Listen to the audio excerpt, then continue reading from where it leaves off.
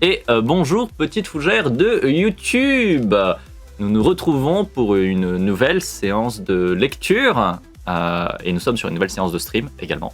On est éventuellement, non pas, malheureusement pas éventuellement. Nous sommes évidemment toujours sur la lecture d'Emmanuel Bobatti, Transfuge de sexe. Ce n'est toujours pas bien. Voilà, ce n'est toujours pas très bien. Néanmoins, j'essaye de finir vite la lecture. C'est-à-dire que comparativement à d'habitude, où les séances de lecture sont espacées, que je fais parfois même 1 à 2 semaines sans reprendre la lecture pour un petit peu passer à autre chose, etc. Là, je veux speedrun. D'ailleurs, sachez que actuellement le titre du live, c'est lecture vulgarage, Emmanuel Bobatti, le speedrun any%, ça y est gros. Voilà. Ça vous donne à peu près l'idée de mon état, on va dire, cognitif et émotionnel face à cet ouvrage. Un truc comme ça. Et du coup, voilà, le but du jeu, c'est un peu de venez, on avance et on avance vite. On avance vite et on passe à autre chose, quoi. Parce que c'est pas très bon. Voilà, c'est pas très bon, c'est très biaisé, c'est pas bien. C'est pas bien. Voilà, c'est pas bien. On est reparti. Chapitre 3, mobilité sociale de sexe.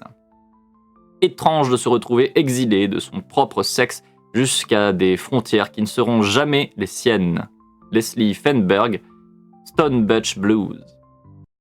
Pas besoin des quêtes annexes, non, pas besoin des quêtes annexes. Non, on va aller vite. On va aller vite. Non, surtout que les quêtes annexes, la moitié du temps, du coup, c'est le suprémacisme blanc, c'est des TERF, etc. Donc bon, voilà. Voilà, quoi. Bref, on va rester déjà sur ce qu'on a devant les yeux. Hein. C'est déjà pas bien. En sociologie, beaucoup de recherches s'intéressent aux personnes qui ont quitté leur milieu d'origine. Mais ces travaux n'ont pas d'équivalent en matière de genre. Parce que le sexe est encore rarement conçu comme une appartenance sociale comparable à la classe. En changer n'est pas considéré comme une expérience de transfuge. Donc là, tout le propos, ça va être de venir nous expliquer que c'est une question de transfuge de classe pour faire un rapport, on va dire, avec le matérialisme de base, c'est ça, c'est pour aller faire un... Qu'est-ce que ça va donner? Ce sont des choses incroyables, encore une fois. C'est... Voilà, ça a des avis mitigés dans les communes trans. On va bien voir déjà ce qui en est dit dans ce chapitre. Peut-être qu'un jour, je voudrais, par curiosité, aller lire Stone Beach Blues, mais je sens que non. Je ne sais pas pourquoi, mais je sens que non. Or, la transition n'est pas qu'une question d'identité de genre, c'est aussi et surtout une question de mobilité sociale. Les deux versants de la migration de sexe ne reçoivent pas le même accueil et ne forgent pas les mêmes vécus. Le sens de la transition modèle les trajectoires de vie et les constructions de soi. Si ce constat est rarement fait, c'est aussi parce qu'il existe très peu de comparaisons entre le parcours de MTF et de FTM, la plupart des recherches portant exclusivement sur les femmes trans. Toutefois, dans les rares travaux sur les FTM, que la question dans la mobilité sociale est parfois évoquée. Ouais. Ou alors c'est le chapitre qui veut justifier le titre de l'ouvrage. Mais le titre de l'ouvrage, Transfuge de sexe, c'est parce qu'on est sur du matérialisme, là du transmatérialisme. Et l'idée c'est de faire un lien avec le fait que les personnes trans sont des transfuges de classe. Parce que le transfuge de sexe, dans le transmatérialisme, est vécu, pensé comme un transfuge de classe. Parce que, en fait, encore une fois, une des thèses de base qu'il y a là-dedans, c'est de dire s'il y a des trans qui existent, c'est aussi en fonction du patriarcat. Et que, en fait, le patriarcat est vu comme cause, ce qui n'a aucun sens. C'est stupide. Et c'est profondément éclaté au sol. Mais donc, du coup, c'est de dire que puisque le patriarcat introduit des différences sociales entre hommes et femmes, et que, du coup, socialement, il y a des classes différentes, par le fait d'être trans, alors on fait du transfuge de classe, par le fait d'être transfuge de sexe. C'est ça un peu le propos, en fait. Et en fait, autant il y a un élément, encore une fois, qui n'est pas déconnant. Effectivement, nous sommes dans un système qui est notamment patriarcal, qui fait qu'effectivement, entre hommes et femmes, il y a des différences sociales, claires, nettes, précises, mais en fait, c'est pas la cause. C'est pas la cause. Ça vient contribuer à tout un tas d'autres réseaux, en fait, d'éléments. Par exemple, comme on l'a vu hier, le fait que le racisme joue. Et que du coup, si tu couples le racisme avec le sexisme, ça joue. Et si tu couples le racisme avec le sexisme avec la transphobie, ça joue aussi. Incroyable. Parce qu'en fait, c'est un réseau. Et que c'est tout un réseau que quand tu touches un coin, ça touche tout le reste. Et en fait, c'est ça qu'il faut comprendre. C'est que les choses sont reliées, les choses ont des impacts les uns avec les autres, etc. Et en fait, c'est éclaté au sol de juste vouloir limiter à... en fait, c'est une question de transfuge de classe. Et en fait, de mettre de côté les autres éléments. Parce que c'est ça ce que ça fait. Factuellement, c'est que ça met de côté les autres éléments. Et on l'a vu encore une fois hier, quand alors même que tu as 2 témoignages de 2 personnes, 2 mecs trans racisés qui t'expliquent que leur réaction au fait d'être mégenré en public, etc., c'est de jouer sur l'humour, etc. Parce que justement, le racisme fait que ils ne peuvent pas faire autre chose que de l'humour. Ils peuvent pas faire autre chose que de dédramatiser. Parce que sinon, ils se prennent les flics, sinon ils se prennent des violences pires du fait du racisme. Et que derrière, la conclusion, c'est juste « Oh, les gens, ils réagissent pas pareil au mégenrage parce qu'ils ont plus ou moins de thunes. » En fait, c'est parce que ta manière de traduire ça, ta manière de lire la réalité, c'est uniquement en question de classe sociale, du coup, de transfuge de sexe comme transfuge de classe.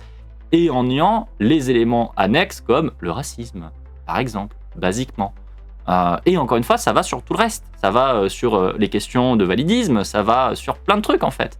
Mais c'est nié, c'est mis de côté pour justifier une thèse. Une thèse qui est, on va pas se mentir, un petit peu bancale. Transfuge de classe, c'est un outil qui permet de justifier les parcours de bourgeois en faisant un storytelling prolo. Donc bon. Transfuge de classe, je me suis jamais intéressé à ce truc parce que ça me semble juste impossible dans ce système hiérarchisé qu'on subit. Et du coup, je comprends mieux. En fait, en soi, tu peux avoir du transfuge de classe, mais le truc, c'est qu'un transfuge de classe, il faut toujours comprendre que déjà, c'est une altérité, c'est-à-dire que c'est 1 sur un innombrable nombre de gens qui ne le font pas et qui ne le peuvent pas, et qu'en fait, ce 1 qui arrive à avoir de la mobilité, en fait, et qui va arriver à être transfuge de classe, à éventuellement... monter, on va dire, en grade social, en fait, ça sert surtout généralement à justifier le système. C'est-à-dire qu'en fait, on nous fait croire que, hey, regardez, il y a un escalier que tout le monde peut utiliser, alors qu'en fait, c'est un ascenseur fermé, à clé, avec des gardes et une milice devant qui accepte uniquement de faire passer un Jean Billy une fois tous les 36 du mois, parce que ça permet de justifier que, en fait, officiellement, il est censé y avoir un couloir, il est censé y avoir un escalier. Mais en fait, même comme ça, voilà, on va toujours probablement lui rappeler sa classe. On aura toujours des retours en fait de bâton à des moments ou à des autres. On lui fera comprendre d'une manière ou d'une autre que ouais, t'es peut-être avec nous aujourd'hui, mais on sait que t'en es pas un vrai. On sait que t'étais pas avec nous à la base. Et ça, ça limite drastiquement les choses. Mais parce que encore une fois, la mobilité qu'il y a dans nos sociétés, c'est une fausse mobilité. C'est une mobilité qui est tellement une altérité qu'elle n'est là que pour justifier le système tel qu'il est en fait. On va plutôt parler de mobilité transversale d'ailleurs. Oui. Donc bon, c'est pour ça que, encore une fois, moi je vais pas vous dire non, il n'y a aucune personne qui est transfuge de classe à travers le monde. Il y a quelques rares cas de personnes qui sont transfuges de classe, réellement.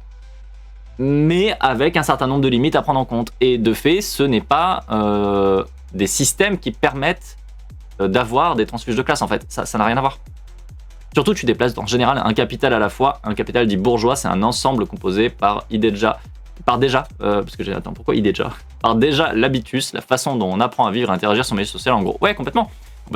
C'est pour ça d'ailleurs qu'on va vous rappeler très très clairement quand par exemple vous devenez, on va dire, une classe plus importante, généralement on va vous rappeler que vous n'en êtes pas un vrai parce que justement vous n'avez pas forcément l'habitus du tout. Parce qu'on ne vous a pas enseigné depuis votre naissance à avoir le bon comportement, la bonne interaction, les bons codes. Et donc de fait, il y aura toujours une dissonance qui sera visible pour la classe d'arrivée. Parce que vous n'aurez pas ce qu'il faut. Quand bien même vous avez le capital économique, quand bien même vous êtes le grand patron machin chose, quand bien même vous avez appris à avoir un certain nombre d'éléments de langage, etc., il y aura toujours des choses qui ne colleront pas parce que vous n'aurez pas de naissance par un enseignement constant depuis que vous êtes né, dans un cadre qui vous y conforte, qui vous l'apprend, etc. Non pas dans le sens où c'est inné, mais dans le sens où il y a un entraînement constant à partir du moment où vous êtes né dans une famille bourgeoise qui fait que vous avez des codes bourgeois. C'est un constat. Et c'est la raison aussi pour laquelle quand vous êtes quelqu'un qui est issu des milieux bourgeois et que pour des raisons de vie, vous vous retrouvez globalement plutôt dans des milieux prolos, il y aura toujours une différence parce que votre manière de vous comporter, votre langage, votre votre manière de bouger, plein de choses en fait, plein d'éléments à différents niveaux vont trahir votre milieu d'origine. Parce qu'encore une fois, c'est une question d'apprentissage, tout simplement. Enfin bref, on va revenir là-dessus, parce que c'est pas forcément la question là. Je reprends la lecture. Le sens de la transition modèle les trajectoires de vie et de construction de soi. Si ce constat est rarement fait, c'est aussi parce qu'il existe très peu de comparaisons entre les MTF et les FTM, la plupart des recherches portant exclusivement sur les femmes trans. C'est toutefois dans les rares travaux sur les FTM que la question de la mobilité sociale est parfois évoquée. Comme dans les recherches sur les transfuges de classe, l'ascenseur social est plus étudié dans un sens que dans l'autre. Les sociologues s'intéressent davantage aux ascensions qu'aux déclassements. La comparaison des parcours d'hommes et de femmes trans est pourtant riche. Elle est tout d'abord parce que ces deux types de trajectoires font l'objet d'un traitement différencié. Les transitions MTF sont mieux connues que les transitions FTM, elles sont aussi moins tolérées. Cette asymétrie s'exprime tout particulièrement dans la temporalité biographique. Parce que les transitions MTF et FTM ne se font pas au même prix. Elles ne se font pas non plus au même âge ni au même rythme. C'est pourquoi il est important d'étudier les changements de sexe à l'échelle des parcours de vie. Les travaux sur les trans se penchent le plus souvent sur la phase spécifique de la transition, éventuellement sur l'après-transition, et le chemin qui précède le changement de sexe est tout aussi instructif. Comme les parcours des hommes et des femmes cis, ceux des futurs hommes et femmes trans ne se ressemblent pas. Oui, d'accord. Alors là, déjà, il y a des trucs qui me chafouinent un peu. C'est-à-dire qu'il y a des choses qui sont avancées comme étant des vérités pures. Et ça se base sur quoi? Ma question est là, ça se base sur quoi? Par exemple, venir dire que, en fait, comme une vérité d'ordre général, les femmes trans n'ont pas de transition qui se mettent en même temps que les hommes trans, point. Je suis un peu perplexe. Un petit peu perplexe. Quand même. Un petit peu perplexe. Bon, je continue. L'expérience vécue de la transition diffère aussi selon le sexe. Avec le temps, les hommes trans découvrent l'existence de privilèges masculins qui leur étaient autrefois refusés. Ce qui ne manque pas d'engendrer une certaine culpabilité. Devenir un homme n'est pas toujours facile à assumer. Alors pareil, ça j'aurais tendance à dire ça dépend qui. En fait, il y a des mecs trans qui quand ils découvrent que maintenant ils ont accès à un certain nombre de privilèges, n'ont absolument aucun problème non seulement à les utiliser, et puis alors vraiment non, aucune culpabilité par rapport à ça. Hein. Vraiment zéro, hein. Zéro. Hein. Donc pareil, ça je suis un peu en mode bon, c'est un peu annoncé comme une vérité d'ordre général, mais c'est basé sur quoi en fait? Ça vient d'où? Et qu'est-ce qui permet de dire ça, d'avancer ça comme ça? Bonjour Mash, j'espère que tu vas aussi bien que possible dans cette belle journée. Je reprends. Ce phénomène a déjà intéressé quelques chercheurs travaillant sur la masculinité et les conditions de la subversion. Donc là, en l'occurrence, ça nous parle de Les fleurs du mal, masculinité sans homme, dans Cahiers du genre, en 2008, notamment le texte de Sam Boursier, Technostesto, biopolitique des masculinités trans-hommes. Je connais pas. Et là, déjà, quand je vois ce qui est dit dans le texte qu'on a nous sous les yeux, pas forcément très, comment dire, positif sur la qualité de l'ouvrage, à voir, de l'article. À voir. Je sais pas ce que ça donne, mais je suis un peu curiosité. Bref. Moins investigué, les mobilités descendantes des femmes trans illustrent quant à elles le paradoxe fondamental qui caractérise les trajectoires des déclassés. Elles vivent globalement mieux leur changement de statut que les FTM qui, a priori, ont pourtant plus à y gagner. Et, a priori, écrit en italique. Parce qu'encore une fois, il y a tout le sous-texte qui, depuis le début, consiste à nous dire « Oh, vous avez vu, ça se passe mieux pour les meufs, alors que, en vrai, normalement, ça devrait être les hommes. Mais en fait, c'est parce qu'il y a un truc caché qui fait que les hommes, ils souffrent plus. » Je sais pas trop vers quoi on va, mais ça fait quand même plusieurs fois qu'on a un appel du pied dans ce goût-là. Et je crains un peu beaucoup ce qui va être dit. Je reprends. De manière générale, les subjectivités des transfuges réservent bien des surprises, car les expériences socialisatrices s'articulent plus qu'elles ne se succèdent. La socialisation initiale façonne la socialisation dans le sexe de destination. Autrement dit, les trans ne passent pas d'une catégorie de sexe à l'autre en oubliant leur passé. Et ceci étant écrit par un homme trans, j'ai un peu peur. Bah ouais, parce que ça sonne... la musique. La musique fait de la pub. Non? On va changer. On va changer. Je vais mettre ça, tiens. Voilà. En fait, écrit par un homme trans, le fait d'avoir du coup un discours qui commence légèrement, mais sûrement à aller vers... En fait, les hommes trans, ils souffrent quand même vachement beaucoup. Né. Je crains le truc du les mecs trans prouvent qu'en fait, ce sont les femmes les privilégiées et les hommes opprimés. Bah, j'ai un peu peur qu'il y ait peut-être un langage un peu comme ça qui va découler, ouais. Encore une fois, je sais pas ce qui va être dit, parce que j'ai pas encore lu le livre, je suis en train de le faire avec vous, mais ça prend une direction que je n'estime pas très positive, a priori. Voilà, on va dire ça comme ça. Je bois un coup.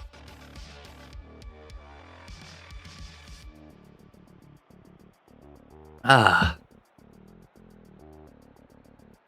Allez, on est reparti. Une tolérance asymétrique. Les socialisations de genre peuvent être plus ou moins contraignantes. La plupart du temps, il est plus aisé de passer du féminin au masculin que l'inverse. Ce constat apparaît clairement dans les temporalités de la transition. Les FTM s'engageant dans leur transformation plus tôt que les MTF. Alors que les promotions de sexe sont relativement tolérées, les déclassements sont sévèrement sanctionnés, si bien que de nombreuses femmes trans renoncent à transitionner dans leur jeunesse. Temporalité genrée de la transition. Les FTM changent de sexe plus jeunes que les MTF. L'âge médian du début de leur transition est de 25,4 ans contre 37,4 ans pour les femmes. Voir la figure 2. Et ça, apparemment, c'est tiré de... quoi ?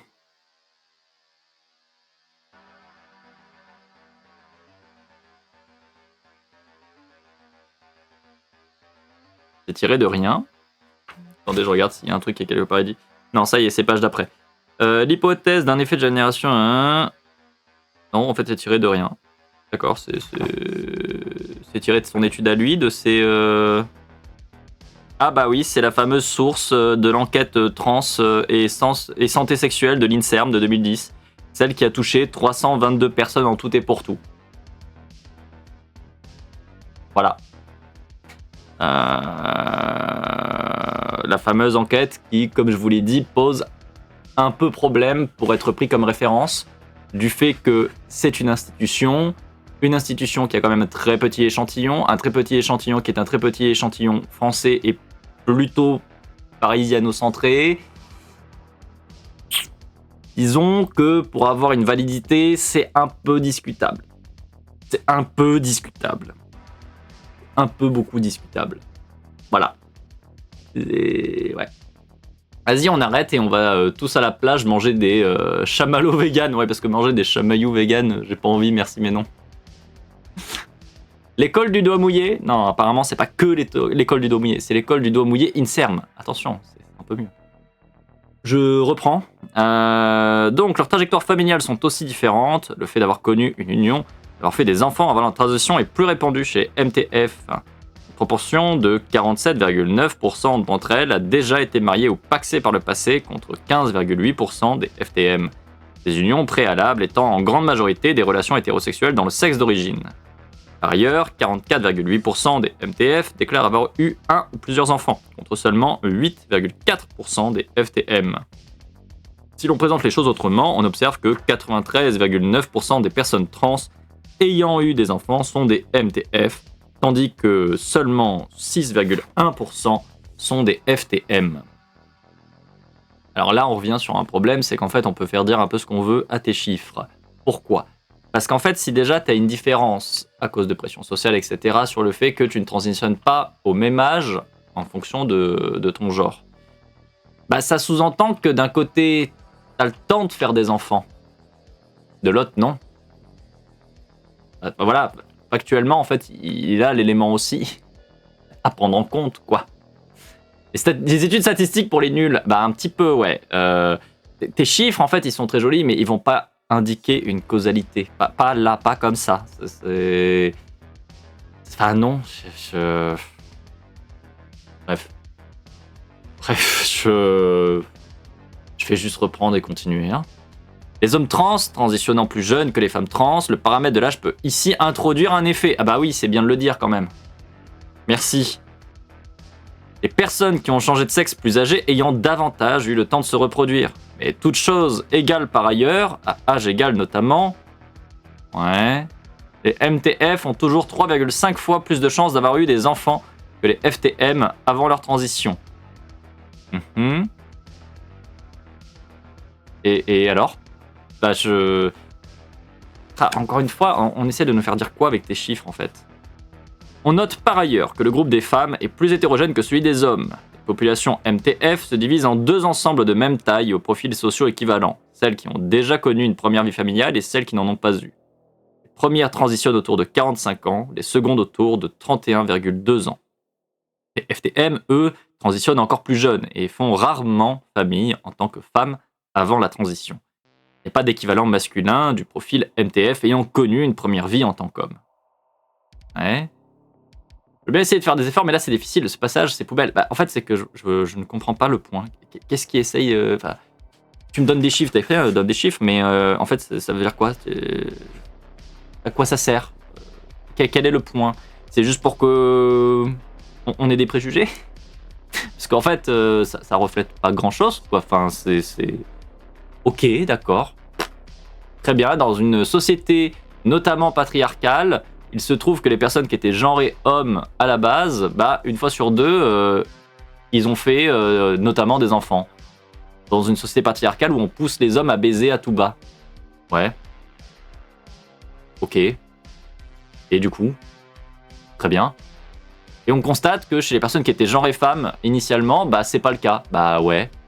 Puis on constate qu'ils transitionnent pas au même âge. Donc en fait, il y en a qui ont le temps d'avoir une vie, une première vie, et les autres, bah non. Bah ouais. Et du coup, bah ils ont des enfants et les autres, ils en ont pas. Bah ouais, très bien. Et qu'est-ce que ça apporte en fait? Concrètement, qu'est-ce que... Quel est le point que ça essaie de creuser là, de travailler ouais. Plus t'es vieux et plus statistiquement, bah tu as plus de possibilités d'avoir des enfants. Bah oui. Oui. En effet. Donc je comprends pas trop le point. Encore une fois, c'est peut-être juste pour faire un état des lieux, pour nous dire voilà, on constate ça. Le profil est comme ça, bon, d'accord. Apporte pas grand-chose, mais d'accord. Anyway. Je reprends. Pourquoi une telle asymétrie entre les groupes FTM et MTF? Bah je crois que du coup je viens de répondre moi. La différence de structure entre ces deux sous-populations s'explique notamment par la tolérance asymétrique de la transgression de genre.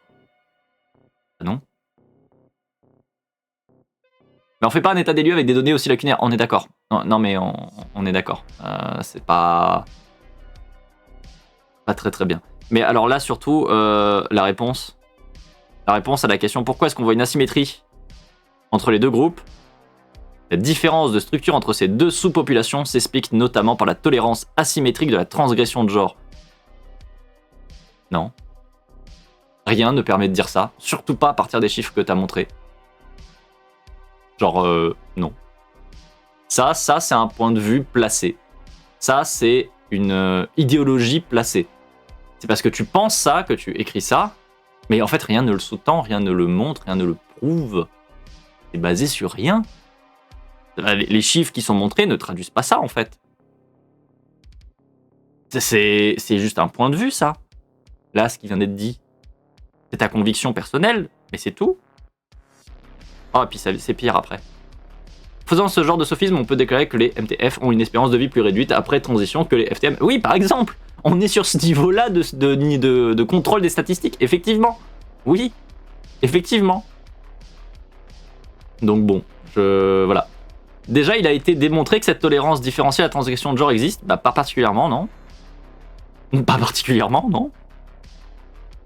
Ce sont des avis. C'est juste des avis qui sont posés depuis le début de la lecture et qui sont là comme des ordres, comme des vérités d'ordre général, mais franchement qui ne se basent sur pas grand-chose. Enfin bref, je reprends. Un homme qui se féminise est davantage stigmatisé qu'une femme qui se masculinise, la féminité étant synonyme de déclassement là où les marqueurs de masculinité sont parfois valorisés chez les filles. Pareil, ça c'est avancé comme ça. Point. C'est tiré de... parce que là pour une fois il y a une petite astérix. C'est tiré d'Emily Kane. No way my boys are going to be like that. Parent response to children gender non-conformity. Donc je vais vous le faire en français. Emily Kane. aucune chance que mes garçons vont être comme ça. La réponse des parents à la non-conformité de genre de leurs enfants.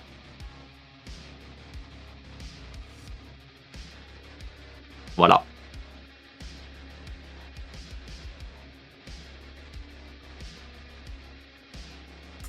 Ouais.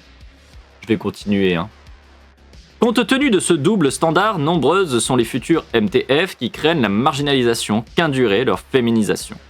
Celles-là renoncent alors à changer de sexe au cours de leur jeunesse. Elles tentent de rester des hommes et s'engagent dans une carrière matrimoniale, parentale, professionnelle au masculin, avant de décider de transitionner plus tard dans la vie.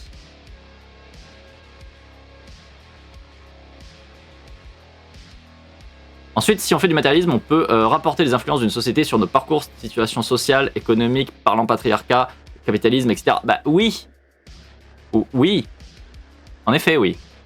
En effet, il le faudrait. Mais en fait, là, c'est pas ça. Enfin, c'est vraiment fait, tiens, 2-3 chiffres de la réalité du vrai monde véritable, et puis, bah du coup, moi je conclus ça parce que voilà, j'ai décidé. Et effectivement, à minima, c'est mal écrit. Mais surtout, pour moi, là, c'est même pas une question d'être mal écrit. C'est que, clairement, c'est un parti pris. On a un parti pris et qui est à la hauteur de ce qu'on lit jusqu'à présent. Hein, donc, finalement, pas très, très étonnant. Donc, ouais. On doit se demander ce qu'on a mal fait en tant que parent. Quelle joie. Rappelle que ceci est une vraie phrase entendue dans ma famille à propos de transidentité. Ouais. Tu peux pas faire un bouquin sur les transfuges de sexe sans être réglo sur la méthode matérialiste. Et pourtant, de toute évidence, du coup, câlin sur toi, Emmanuel. Câlin sur toi. Je reprends. À propos de ce type de trajectoire, une autre hypothèse possible serait que l'expérience de la parentalité constitue un frein à la transition. Non mais, vraiment, on va mettre de côté tous les éléments d'une société capitaliste, patriarcale, etc. Enfin, genre vraiment, on va juste aller sur... la conviction personnelle, c'est que la parentalité, elle constitue un frein à la transition. Point.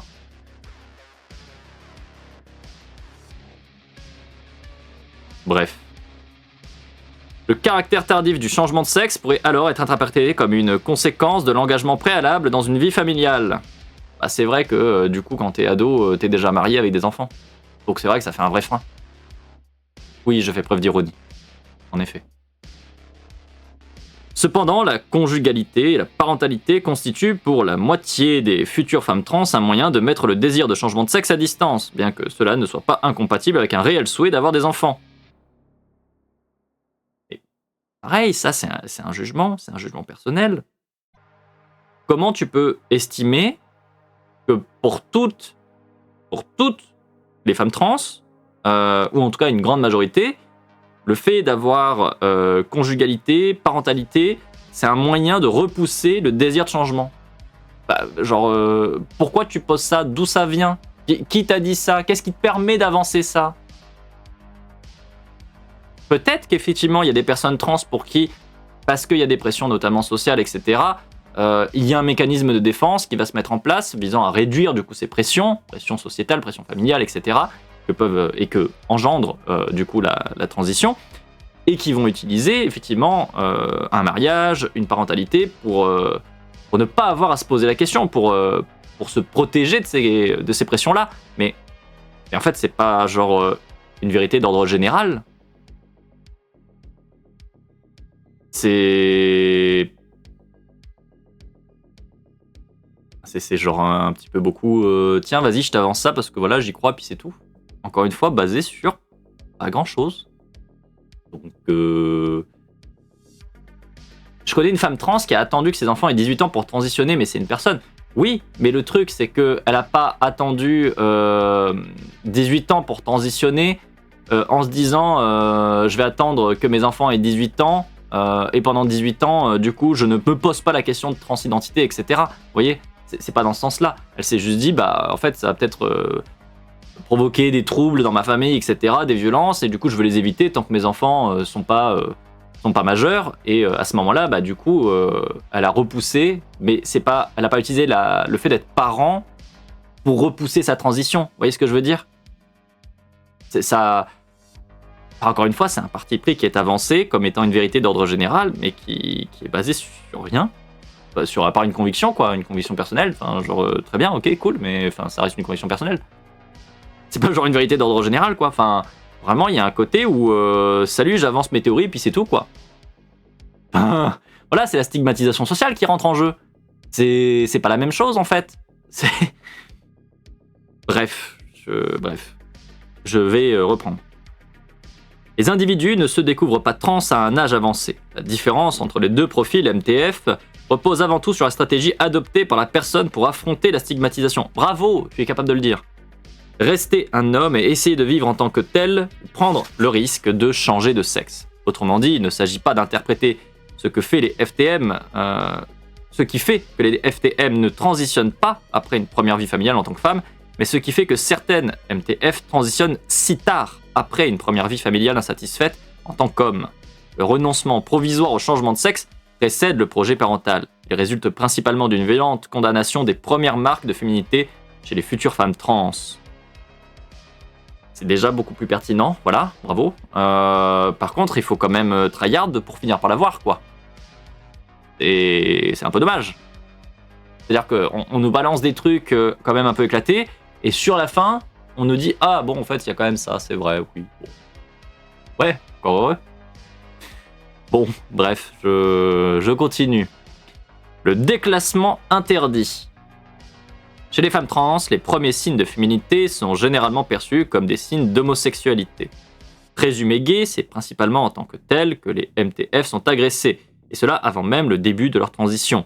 Les récits d'enfance et d'adolescence de femmes trans sont ponctués de violentes injonctions.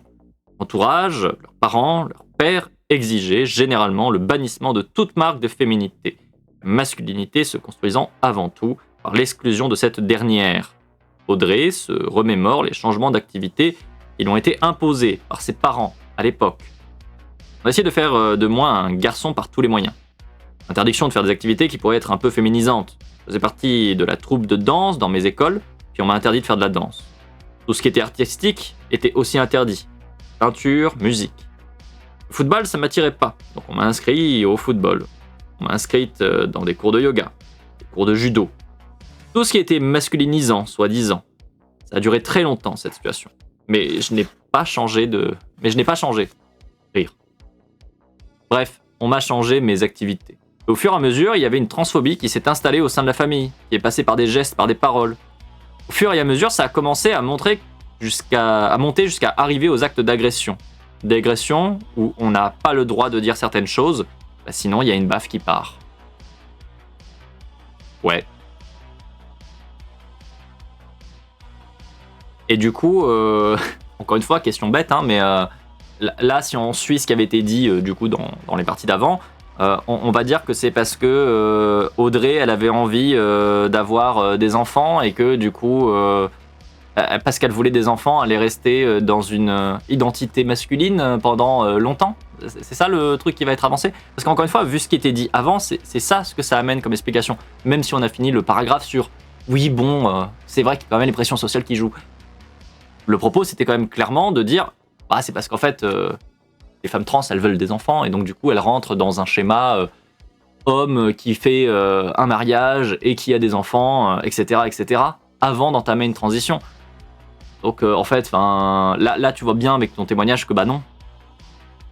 Clairement. Bref, je reprends. La première partie du tableau dépeint par Audrey se retrouve sans doute chez beaucoup de jeunes garçons. De manière générale, les hommes et les femmes se voient inculquer des goûts et des pratiques sportives culturelles bien distinctes. Si certaines filles peuvent avoir le droit à des activités considérées comme masculines, il est en revanche beaucoup moins tolérable de laisser les garçons avoir des passe-temps jugés trop féminins.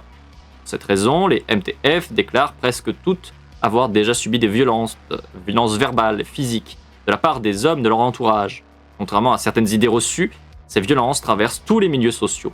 Les classes les plus aisées se distinguent souvent par des discours de tolérance envers les LGBT+, et leur posture théorique se retranscrit rarement dans les pratiques.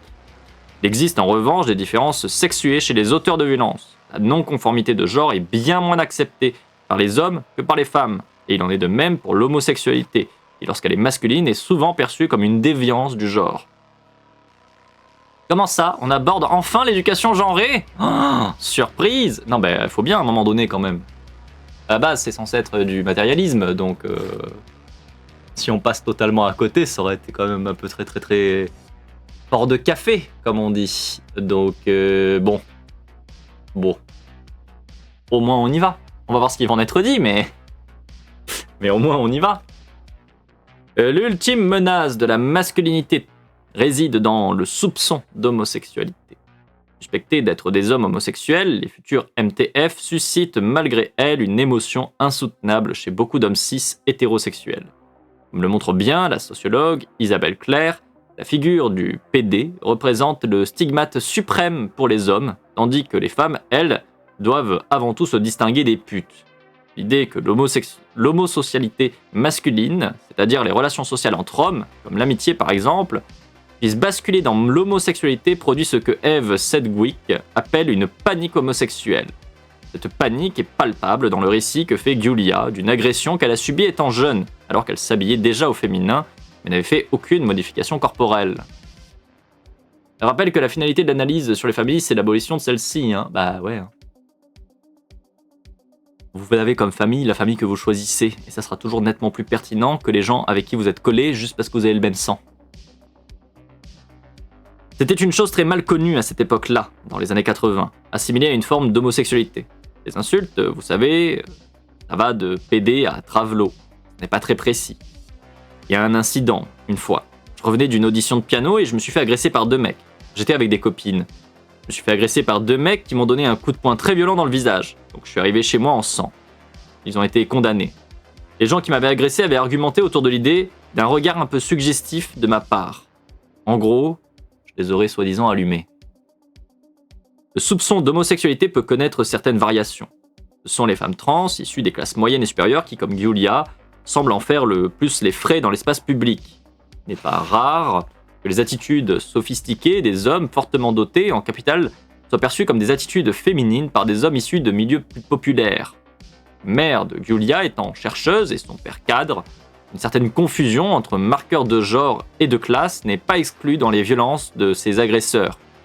Toutefois, cette violence n'en demeure pas moins un brutal rappel à la masculinité. Panique homosexuelle n'est rien d'autre que la peur viscérale d'une féminité qui viendrait s'immiscer dans la maison des hommes. La sociologue Raewyn Connell qualifie les masculinités homosexuelles de subordonnées, et précisément parce qu'elles sont perçues comme des masculinités féminines. L'homophobie n'est jamais exempte de sexisme. Bon, là on va faire un petit point qui est important. Le petit truc qu'il faut pas oublier, quand même, ça serait dommage, c'est qu'effectivement on est dans des sociétés qui sont à différents niveaux. Elle a un joli nom, le prénom, la meuf de l'anecdote, ça s'écrit comment? C'est quoi déjà son prénom? J'ai oublié. Giulia, G-I-U-L-I-A.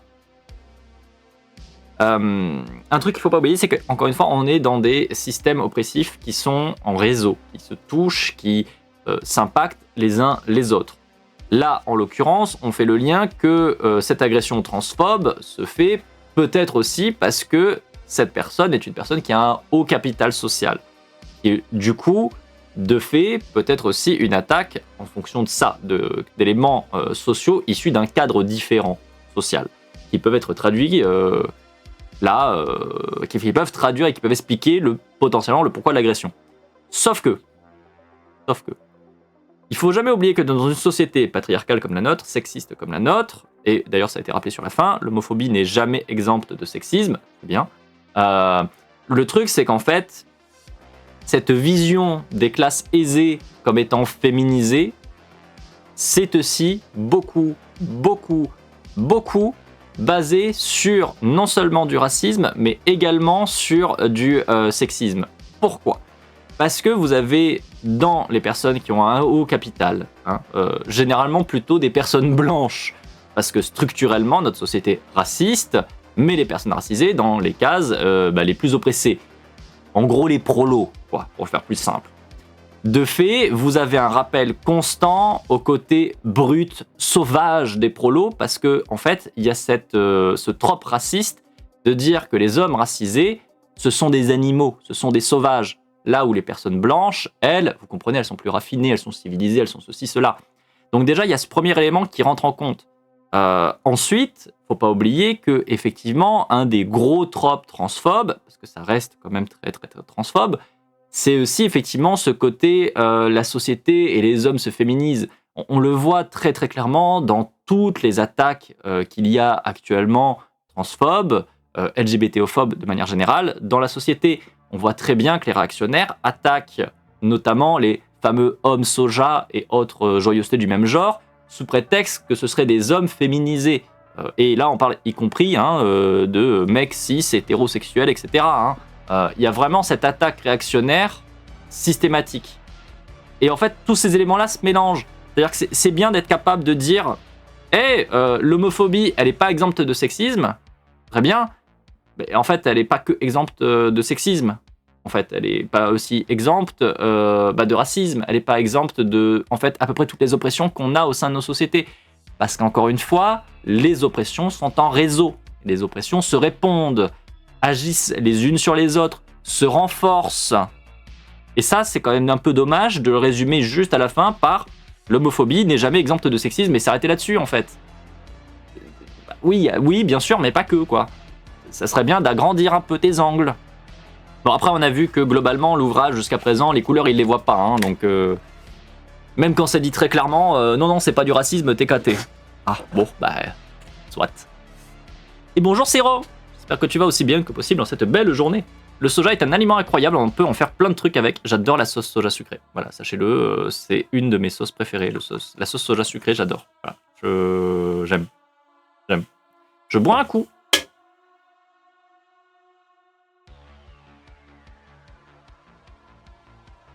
Ah, ça fait du bien. Je suis reparti. À la suite de tel épisode de violence, la moitié des femmes trans tentent de renoncer à la transition. Les futurs MTF cherchent ainsi à dissimuler leur aspiration à la féminité et à afficher une certaine virilité. Elles incarnent alors différents types de masculinité qui dépendent pour une grande part de leur milieu d'origine. Celles qui sont issues de milieux populaires ont tendance à opter pour la force physique, ce qui présente l'avantage de limiter les soupçons d'homosexualité, là où la masculinité caractéristique des milieux plus aisés s'avère moins efficace. À 14 ans, Brigitte subit une agression homophobe, qui la convainc non seulement de rester un homme, mais aussi de développer une personnalité portée sur la violence. Alors là, mon problème, c'est que depuis tout à l'heure, on parle quand même très clairement de personnes trans, et on résume à des agressions homophobes. Non, des agressions transphobes, du coup. En fait, de fait. Donc bon, bref. Il y avait l'école de filles, l'école de garçons. À partir de ce moment-là, j'ai appris à courir. Parce que de par mes attitudes, on n'arrêtait pas de m'agresser, de me taper, de m'insulter. À l'âge de 14 ans, où là, je me suis révolté. Je suis devenu très violente. À partir de là, on m'a laissé tranquille. On me traitait de fou, mais on me laissait. On me regardait de loin. Se faire battre tous les jours, à un moment, même avec mon père, c'était assez difficile. Parce qu'il me traitait de pédé, de machin comme ça. Donc c'était difficile. À partir d'un moment, j'ai décidé de devenir un garçon. À 14 ans, j'ai décidé de devenir un garçon. Et à partir de ce moment-là, je suis devenu très violent. Hyper violent. J'en ai même eu peur, moi-même, parce que je ne contrôlais plus toute cette violence. Tous les coups qu'on me donnait, je les rendais, avec une extrême violence. On se méfiait de moi et on me laissait tranquille. En l'espace de 6 mois, 1 an, on s'est rendu compte que j'étais une personne qu'il ne fallait pas chatouiller. Après, j'étais tranquille. C'est tout ce qu'on m'avait fait qui me suis protégé comme ça. Et j'ai commencé à me travestir. Bien que Brigitte finisse par perdre le contrôle de sa conduite, jouer ce rôle masculin n'est au départ rien d'autre qu'un moyen de se protéger. Une fois sa sécurité assurée, cette future MTF s'autorise à se travestir en femme en coulisses de sa vie sociale masculine, au cours de laquelle elle connaîtra mariage et enfants. Dans ce type de parcours, le travestissement est quasi systématique. Il commence relativement tôt dans la vie, se poursuit jusqu'à la transition. Cependant, il reste toujours une pratique solitaire, secrète, généralement honteuse, qui est dissimulée derrière une façade résolument virile. Afin de s'assurer de ne pas être démasqué, Certaines vont jusqu'à s'approprier des stéréotypes de genre. La stratégie qu'a adopté Lucille, une sapeuse pompière, évoluant dans un milieu professionnel masculin.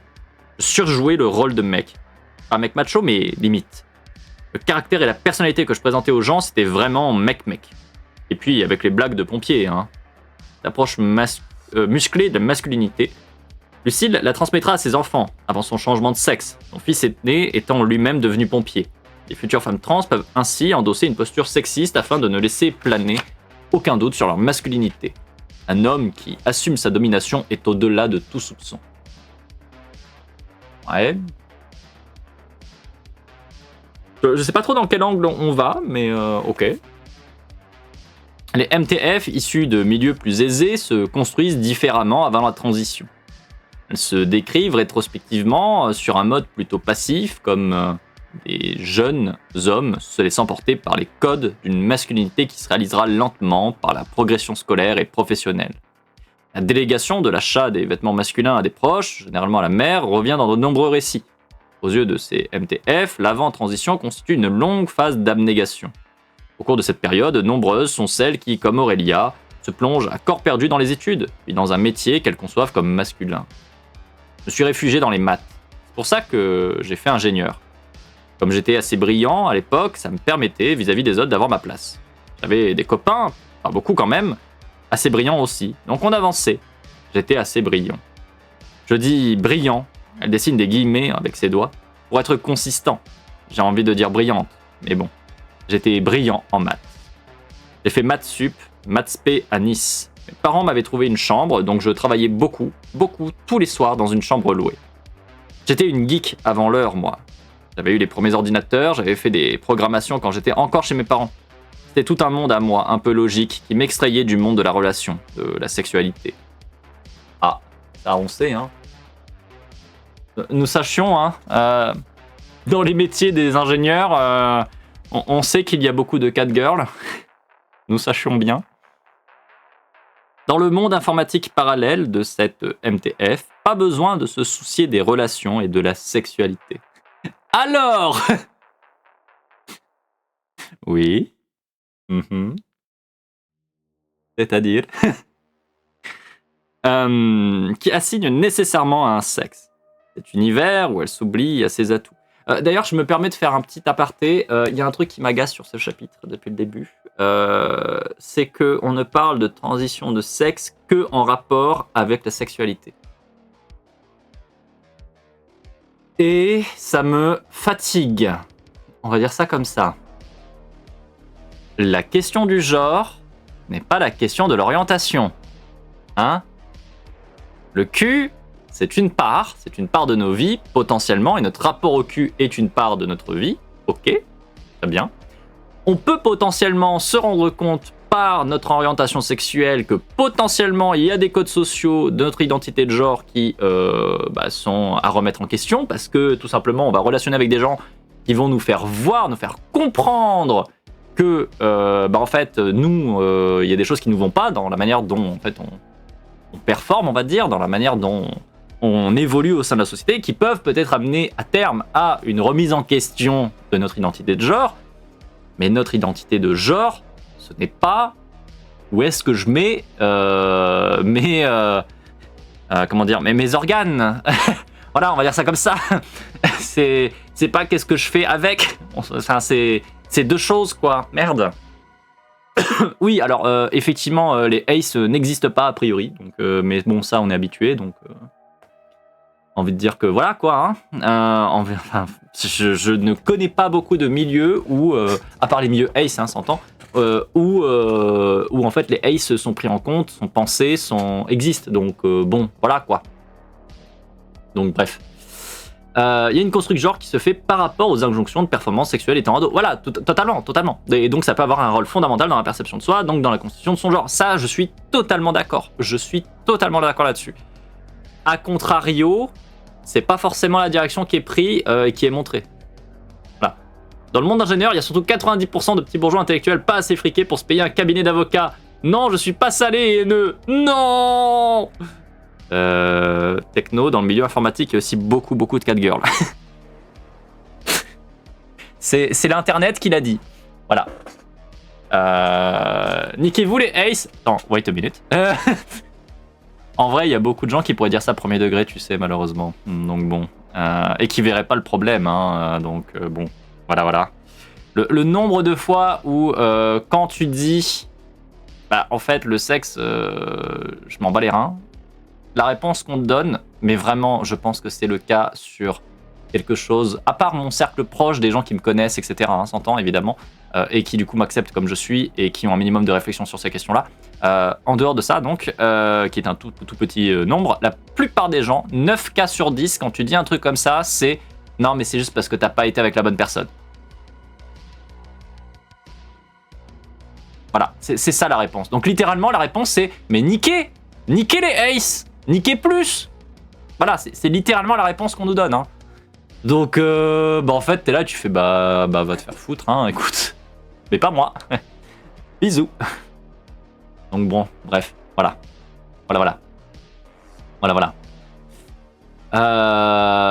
Bref, anyway. Voilà, que les personnes se niquent et nous on reste tranquille. Voilà. Écoutez, touchez-vous le pistil, hein, voilà. Et puis entre vous surtout. Nous, on va faire notre vie de notre côté, ça sera très bien. Merci, bisous. J'aurais parié sur le faut que tu consultes un psy sexo pour ton trouble de libido. Bah, ça peut arriver, mais généralement, ça c'est plus quand t'as le capital social un peu plus bourgeois, en vrai, pour le coup. Donc, bon, bref, voilà.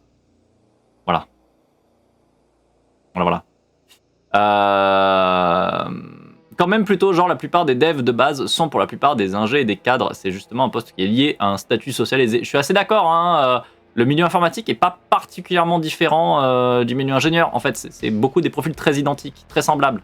Donc bon, voilà. Deux saveurs de tech éclatées. Oui, Mash, deux saveurs de tech éclatées, en effet, oui.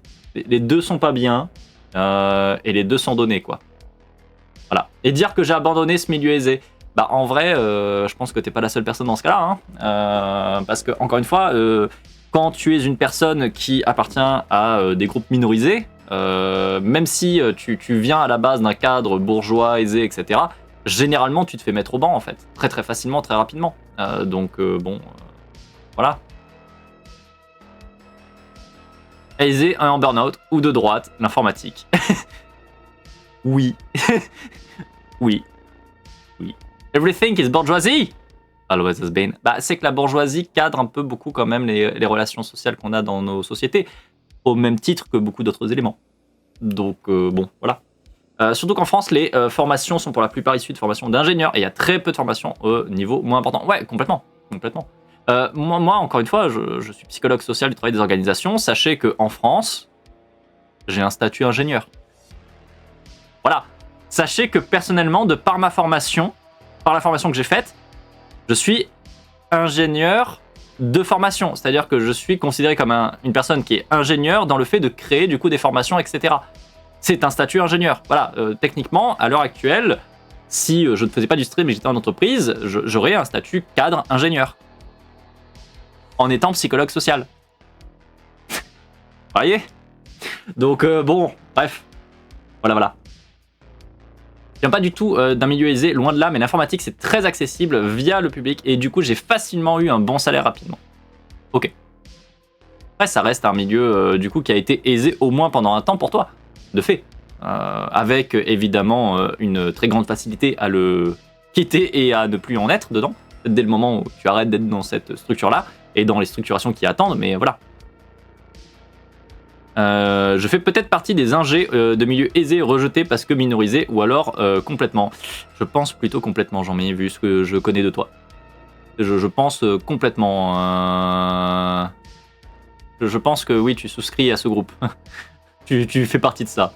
C'est la naze, bonjour. Je rattrape un petit peu le chat, attendez. Mais là, je pensais surtout à la formation, m'étant barré du monde de l'entreprise, des statuts qui y ont cours, j'y pensais plus. Oui, ça reste un aisé de par l'accès aux études. Et c'est vrai que même l'accès aux études et aux études supérieures, c'est pas accessible à tout le monde. C'est vrai qu'il faut pas l'oublier ça non plus. Hein. Pas mal de gens qui se battent quand même dans les milieux pour faire des choses plus à gauche et inclusives, genre les boîtes en scope. On est d'accord que c'est pas majoritaire, mais c'est présent. Oui, complètement. Encore une fois, c'est pas parce qu'on constate une réalité systémique qu'il n'y a pas, encore heureux, des choses qui se font, qui se tentent, qui traillent, on va dire. Et encore une fois, encore heureux. Hein, voilà, franchement, c'est très très bien qu'il y ait des tentatives. Malheureusement, ça n'enlève pas, comme tu le dis toi-même, Cell, ça n'enlève pas que dans la majorité des cas, c'est pas le cas, quoi. Et le milieu informatique, comme globalement tous les milieux, hein, vous avez des gens dans les milieux d'entreprise plus classiques, on va dire, qui parfois ont des volontés et font des efforts à essayer de faire des milieux plus inclusifs, plus à gauche. Mais pareil que dans le reste du monde, en fait, ça reste malheureusement des minorités, ça reste des petites structures. Il y a 2-3 entreprises que j'ai en tête, hein, où vraiment on essaie de remettre complètement à plat, ne serait-ce que le système de direction. Et c'est des choses qui sont très cool. Il y a des coopératives qui se créent également. Je pense notamment, il y a une entreprise qui est au niveau de... J'en ai parlé il n'y a pas si longtemps que ça en plus. De Barcelone, il y a une entreprise qui, pour contrer Uber Eats, en fait, a créé une coopérative de taxi. Et où du coup, vraiment tout est construit sur un modèle qui est très centré à gauche, hein, très centré travail heureuse, inclusion, etc., soutien, enfin vraiment il y a un truc qui est très propre qui est fait, mais en fait il y a une entreprise à Barcelone. Vous voyez le truc? Le reste de l'Espagne c'est Uber Eats et compagnie et niquez-vous quoi. Donc voilà, il existe des choses et c'est tant mieux, mais c'est tellement une baston constante contre un système qui est énorme, qui est un espèce d'ogre, que c'est épuisant quoi, c'est épuisant, et même quand on arrive à créer des trucs, c'est tellement galère. J'ai pas tenu 2 mois en entreprise. Tu m'étonnes, Techno. Étant dans le métier, on entre dans une aisance financière, mais ça ne fait pas disparaître les autres violences symboliques de transfuge de classe, notamment. Complètement, c'est rond. Complètement. Quand j'ai abandonné, je me faisais genre 3,6K brut par mois, donc ça va. Ouais, non, mais je comprends. C'est impitoyable les milieux d'ingé ou aisés en général. On ne peut pas dévier de la norme, ne serait-ce qu'un peu. En tout cas, on va te le rappeler tout de suite. Dès que tu vas dévier, on va te le rappeler tout de suite. En fait, Fred, ça dépend. Il y a des choses qui sont ouvertes dans les formations. Enfin, moi, en tout cas, j'ai vu quand même qu'il y a des choses qui s'ouvrent un petit peu. Après, ça dépend beaucoup du milieu, très franchement. C'est-à-dire que le milieu des formations supérieures qui ouvrent à des métiers de cadre, comme maintenant, on a beaucoup plus de statuts cadres qui touchent beaucoup plus de métiers qu'avant, t'as des choses qui s'ouvrent. A contrario, ça dépend encore une fois beaucoup des structures. C'est-à-dire que vous tombez sur tout simplement une école qui est plutôt bien à droite, avec doyens de faculté, enseignants, chercheurs, etc. bien à droite, ça va être très très très bloqué. Voilà, ça va être grave fermé. Je pense que voilà, Célanas pourra corroborer mes dires, mais du côté du PACA, par exemple, les écoles, les facultés, c'est pas vraiment très ouvert, c'est pas très très à gauche. On va dire ça comme ça. A contrario, à d'autres endroits, et notamment ailleurs qu'en France, il y a des formations qui s'ouvrent, qui justement, il y a un vrai travail qui est fait parce qu'il y a des courants de pensée qui se font, quoi. Et tant mieux, et vraiment tant mieux. Ça reste pas forcément la panacée, ça reste pas forcément exceptionnellement ouvert, mais il y a des trucs qui se font. Un peu, au moins. Donc bon. Oui, ou les STJV. STJV, c'est quoi STJV? Je vois l'acronyme, mais je vois pas. Je sais plus ce que c'est. Enfin, le STJV, je l'ai déjà vu passer, mais je sais plus à quoi ça correspond. Je suis en Suisse, il n'y a pas de boîte en scope, il n'y a pas de section syndicale. Oui, bon, ça joue beaucoup aussi en fonction du syndicat des travailleurs. Ah oui, le syndicat des travailleuses. Oui, ça. Ok, merci. C'est vrai que voilà, en fonction du pays, on n'a pas les mêmes réalités. Clairement, il y a des endroits où tu peux faire des syndicats, il y a des endroits où tu vas être chassé parce que t'es dans un syndicat. Donc les États-Unis ou la Suisse, par exemple. Donc ça joue, ça c'est sûr que ça joue. Et après, les choses évoluent, hein, et malheureusement, parfois pas dans le bon sens. On sait que par exemple, en France, le monde du travail, il n'est pas en train de prendre une très bonne pente. Parce que le monde du travail, de par les formulations qui sont faites légales, par les projets de loi, les réformes, on sait que là, on est plutôt sur une pente qui tend à se rapprocher d'un modèle très libéral, d'un modèle qui est plutôt proche de ce qu'on a aux États-Unis, par exemple. Et probablement, du coup, aussi en Suisse, vu ce que j'en ai vu. Donc, bon, pour l'instant, c'est peut-être un peu mieux qu'à d'autres endroits. Dans le futur, je ne sais pas si ça sera toujours le cas, quoi. Malheureusement. Je continue à rattraper. La distinction forte, école d'ingé, autre formation d'ingé, il y a énormément à dire là-dessus. Ouais, complètement. Le milieu militant doit se battre contre une inertie délirante car les gens veulent pas bouger, car bro-culture est tout le tintouin dans certaines boîtes. Oh oui! Oh putain que oui! Oh, quel enfer! Mais oui.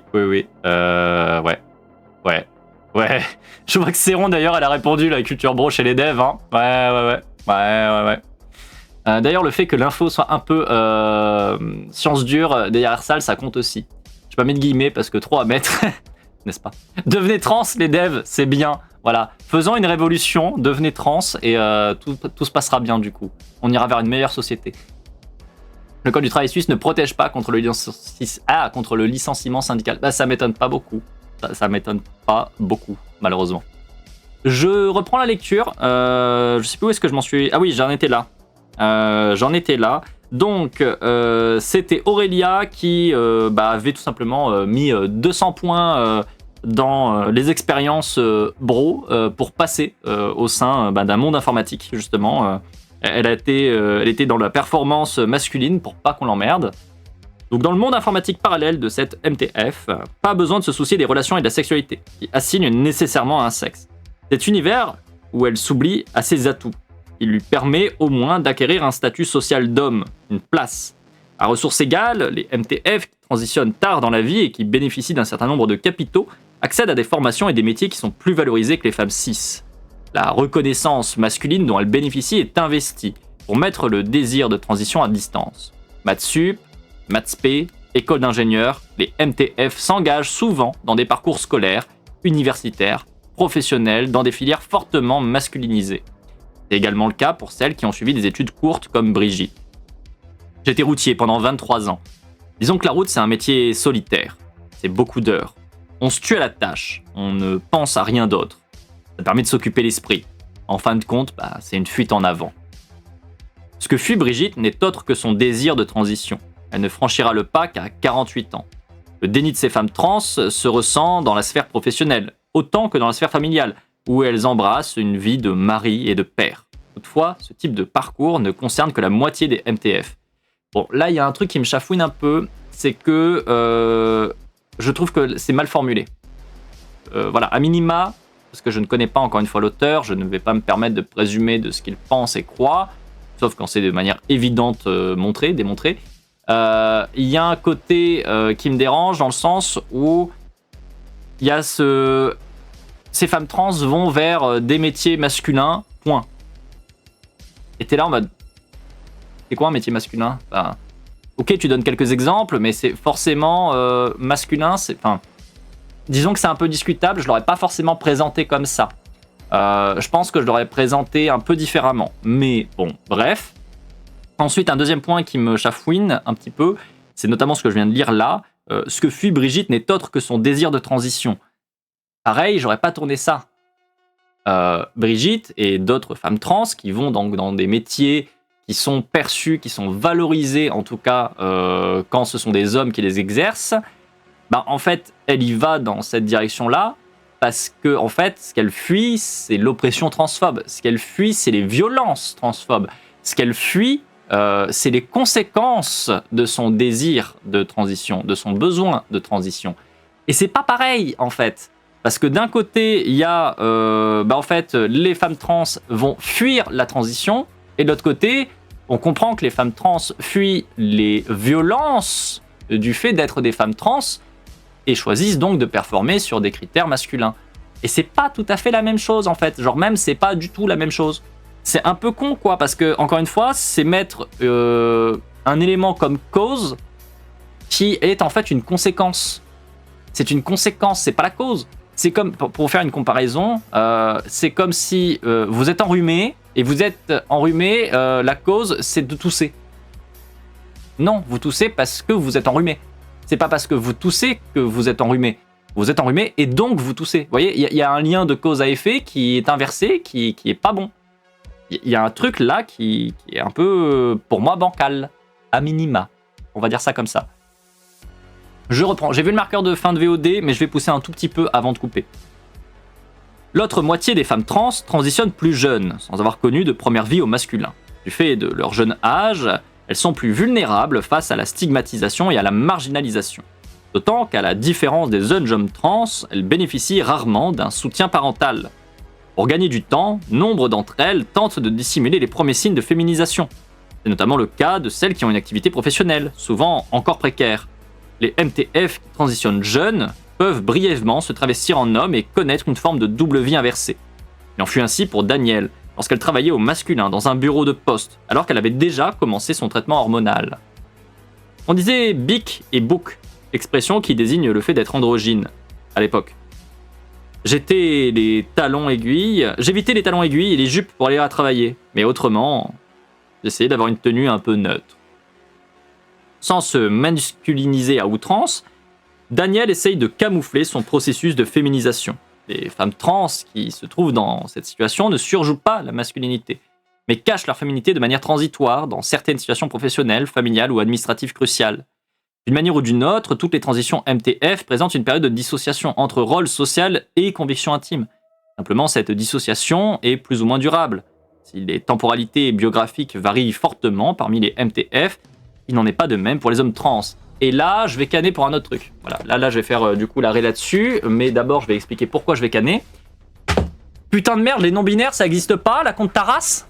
Voilà. Pourquoi est-ce qu'il y a des personnes qui font une transition et qui ont une tenue neutre parce que en fait c'est une technique et qu'il n'y a que 2 genres et puis c'est tout ou pas? Non mais enfin vraiment niquez-vous en fait. Rendez-vous compte que c'est pas une question de il y a que 2 genres et en fait il y a que 2 genres et puis c'est tout. À un moment donné, c'est un bouquin qui est écrit par une personne trans qui nous dit au début oh, il y a plein de profils de personnes trans et notamment il y a les non-binaires et les agenres, etc. Et depuis le début, littéralement à chaque fois, il y a 2 genres, homme, femme, point. Vous voyez, c'est en ça le problème qu'il y a dans le transmatérialisme. Le transmatérialisme ne se basant que sur ce qu'il y a matériellement de possible et d'existant dans nos sociétés, qui sont des sociétés oppressives, en l'occurrence notamment qui sont binarisées. Alors, en fait, les personnes non binaires n'existent pas, ne peuvent pas exister. Vous n'avez pas le moyen dans, par exemple, l'administration, d'être avec un statut non binaire. Vous êtes soit homme, vous êtes soit femme. Point, en fait. Là, si elle a prévu de faire une transition binaire, le récit est cohérent. Mais en fait, la prémisse du livre est pétée de toute manière. Oui, mais sauf que le truc, en fait, c'est que depuis le début, on nous dit systématiquement, une transition, c'est passer d'un genre à l'autre et puis c'est tout. Et en fait, c'est pas le cas. Enfin, si t'as autant de personnes qui font des transitions, qui ont aussi quand même, tout simplement un passing qui est neutre, qui se veut neutre, qui est pensé comme neutre, c'est peut-être parce que les personnes en fait ne sont pas dans une transition pour aller dans le genre opposé, mais sont par exemple avec de la fluidité de genre, sont par exemple agenrés, sont non-binaires, etc., etc. En fait, c'est que là, on reste dans une vision et dans un cadrage qui est purement normé avec du performatif homme-femme. Il faut que tu cadres avec le genre dans lequel tu transitionnes, point. Et dans les stéréotypes, du coup, qui vont avec. Et vraiment, je suis désolé, mais c'est éclaté au sol. En fait, c'est éclaté au sol. C'est épuisant. Surtout qu'en plus, encore une fois, les témoignages qu'on a lus, notamment ces 2 derniers jours, c'est été dit clairement. Tu ne peux pas ne pas performer dans le genre que tu destines, parce qu'en fait, sinon, d'un point de vue législatif, etc., on te met des contraintes. Les jurys t'empêchent de changer tes papiers. Ils t'en empêchent. Et vraiment, à un moment donné, du coup, juste venir dire « Ah c'est parce que vous allez forcément être dans l'autre genre et que du coup, vous devez performer dedans, mais bon, là, c'est une technique parce que temporairement, vous voulez pas. » Non, c'est parce que les personnes sont dans des parcours de transition et que du coup, de fait, des parcours administratifs où il faut performer le genre de destination, sinon on ne te les accorde pas. Ça m'agace. Ça m'agace. Petite fougère de YouTube. Sur ce, on s'arrête là pour cette fois-ci. Ça fait une petite VOD de 1h08. À très bientôt pour la suite. Des bisous. Ciao, ciao, ciao.